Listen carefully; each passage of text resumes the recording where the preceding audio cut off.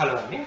ఈరోజు మనం సుబ్రహ్మణ్య సస్ అకాడమీలో ఈరోజు ఫస్ట్ ఎపిసోడ్ చేయబోతున్నాం. ఈ ఫస్ట్ ఎపిసోడ్ ఏంటంటే ఓన్లీ బిగినర్ ప్లేయర్స్ మాత్రమే నేను చేయబోతున్నాను.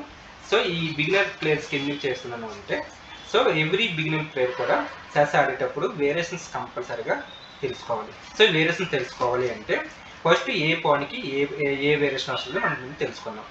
ఫస్ట్ ఈరోజు నేను ఏ వేరియేషన్ చెప్తున్నాను అంటే, E4 పాన్కి బ్లాక్ ఏ పాన్ ఓపెన్ చేస్తే ఏ వేరియేషన్ వస్తుంది. సో అది మాత్రమే నేను ఈరోజు చెప్తున్నాను. సో ఫస్ట్ E4కి E5.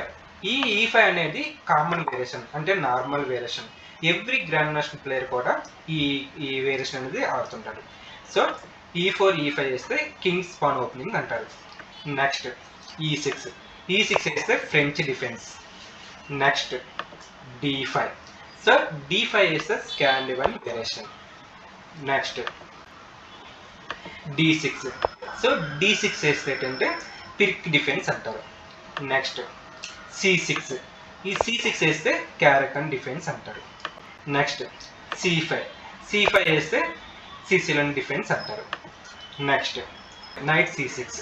సో నైట్ C6 వేస్తే ఏంటంటే నైట్ C6 నిమ్జోవిచ్ defence. Next knight F6. So knight F6 వేస్తే ఆల్కెన్ డిఫెన్స్ అంటారు. Next F5. సో F5 వేస్తే ఏంటంటే డొరాస్ గ్యాంబిట్. నెక్స్ట్ G6 వేస్తే అంటే మోడర్న్ డిఫెన్స్. సో ఇదేంటంటే E4 పాన్కి ఏ పాన్ ఓపెన్ చేస్తే ఏ వేరియేషన్ వస్తుందో ఈరోజు నేను చెప్పాను. సో నెక్స్ట్ టైము ఈ వేరియేషన్ అన్నింటికి నేను ఫుల్ వేరియేషన్ నేను ఎక్స్ప్లెయిన్ చేసి మీకు పెడతాను.